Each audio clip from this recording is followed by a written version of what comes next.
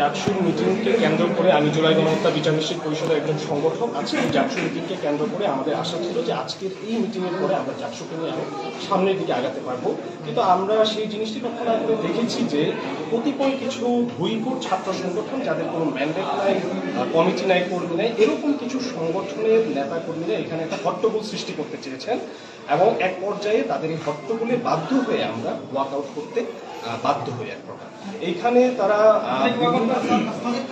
Walkout তারা আমাদের করতে বাধ্য করেছে। আমরা স্বেচ্ছায় ওয়াকআউট করিনি। মিটিংটির অবস্থা এরকম হট্টগোলে পরিণত হয়েছিল যে এখানে আসলে কোনো ফ্রুটফুল ডিসকাশনের জায়গা ছিল না।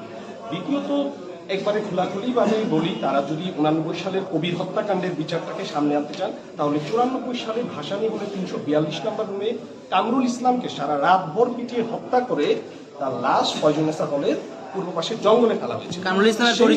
কামরুল ইসলামের পরিচয় এটা ছাত্র শিবির তাদের ওয়েবসাইট অনুযায়ী দাবি করে, সে তাদের কর্মী। আমি ব্যক্তিগতভাবে কোনো পত্রিকা বা ইন্ডিপেন্ডেন্ট সোর্স থেকে সেটা ভেরিফাই করতে পারিনি। হ্যাঁ, মোজাম্মেল হত্যার সাথেও ছাত্রপন্থী সংশ্লিষ্ট ছিল এবং কামরুল হত্যাকাণ্ডের সাথে ছাত্র দলের সংশ্লিষ্টতার প্রমাণ পাওয়া যায় ছাত্রদলেরই বয়ানে। 1994 সালে যখন এই ঘটনা ঘটে, ছাত্রদল এমএইচ হলে ছাত্রদলের লোকাল গ্রুপ, এমপি লোকাল গ্রুপকে কামরুল হত্যার জন্য দায়ী। শামীম হত্যাকাণ্ডের সাথে জড়িত ছাত্রদল এবং সেটা প্রকাশ্য ভিডিও আছে এবং তাদেরকে বিশ্ববিদ্যালয় থেকে বহিষ্কার করা হয়েছে। এখন যদি কবির হত্যাকে একটা রেফারেন্স করে আপনি একটা রাজনৈতিক ঐকমত্যে পৌঁছাতে চান, তাহলে কামরুল হত্যাকাণ্ডের জন্য ছাত্রদল নিষিদ্ধ হওয়ার কথা ছিল 1994 সালে। প্রত্যেকটা ছাত্র সংগঠনই ভুল আছে, ভ্রান্তি আছে, পাপ আছে।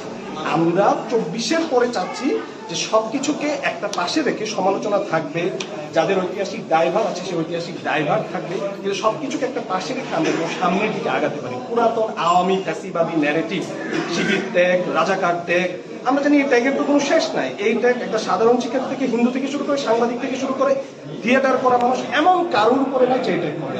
আবারও যদি কেউ এই ট্যাগের রাজনীতি নতুন মোড়কে চালু করতে চায়, সেটা একটা কঠোর নিন্দা আমাদের থাকবে। এটা হচ্ছে আমাদের বক্তব্য। আর আজকে জাকসুর মিটিংকে কেন্দ্র করে কতিপয় সংগঠনের কিছু লোকজন যেটা করলেন একেবারেই নিন্দনীয়। একটা ফ্রুটফুল ডিসকাশন, তারা যদি আপত্তিটা জানাতেও পারতেন সেটা আরো ভালোভাবে জানানো যেত। তাদের যদি কোনো নির্দিষ্ট কথা থাকে সেটাও তারা বলতে পারতেন, কিন্তু সেই জিনিসটা না করে এখানে একটা হট্টগোল করে মিটিংকে তারা ভেস্তে দিয়েছেন। আমরা এটা তীব্র নিন্দা জানাই।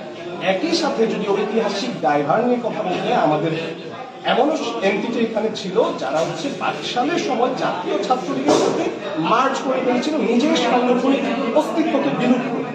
যারা 69 সালে ছাত্রলীগের সাথে যৌথভাবে বিবৃতি দিয়েছে জামায়াতে ইসলামী পাকিস্তানের অস্তিত্ব বিরোধী। 69 সালে প্রচন্ড পাকিস্তান প্রেমী ছিল এই সংগঠনগুলা। স্বাধীনতার পরে এরা হয়ে গেছে স্বাধীনতার ধ্বজাধারী, যুদ্ধ সরাসরি করে নাই। একটা গ্যাং ছিল অস্ত্রধারী, যুদ্ধ সরাসরি করে নাই। তো এই ধরনের সংগঠনের পজিশন প্রতিনিয়ত পাল্টায়। এরা একটা সময়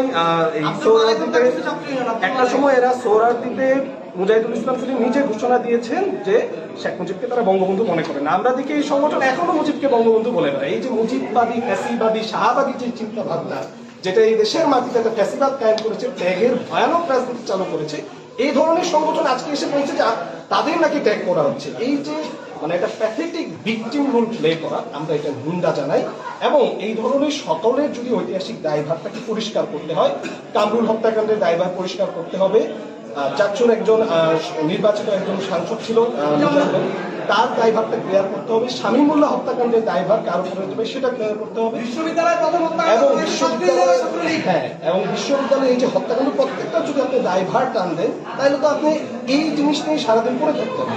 পাপ আছে, সবার ভুল আছে, কেউ সাধু না, সবাই ভায়োলেন্সে জড়াইছে। 80-90 দশকের হলের রাজনীতি, এটা আমরা জানি এটা কিরকম ছিল। সুতরাং সেই জিনিসগুলো আপনি এক পাশে রেখে নতুন বাংলাদেশে একটা সংস্কারের মধ্য দিয়ে আপনি নতুন করে ছাত্র রাজনীতির একটা ধারা তৈরি করবেন।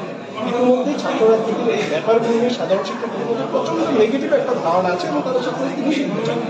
শুধুমাত্র এই ধরনের হট্টগোল, আজকে এই হট্টগোল তারা করেছে, তাই কিন্তু আরো ভায়োলেন্সের মতো কোনো কিছু করে বসতে পারি। সেদিন আমরা কে সিকিউরিটি দেবে? এই যে ভায়োলেন্স ক্রিয়েট করে সাধারণ ছাত্রদেরকে ভীতস্ত্রব্ধ করে তোলা ছাত্র রাজনীতি, এটার দায়ভারও কিন্তু তাদের নিতে হবে।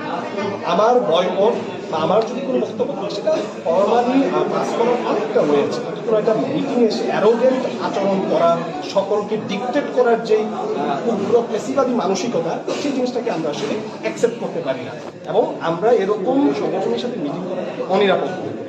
ধন্যবাদ।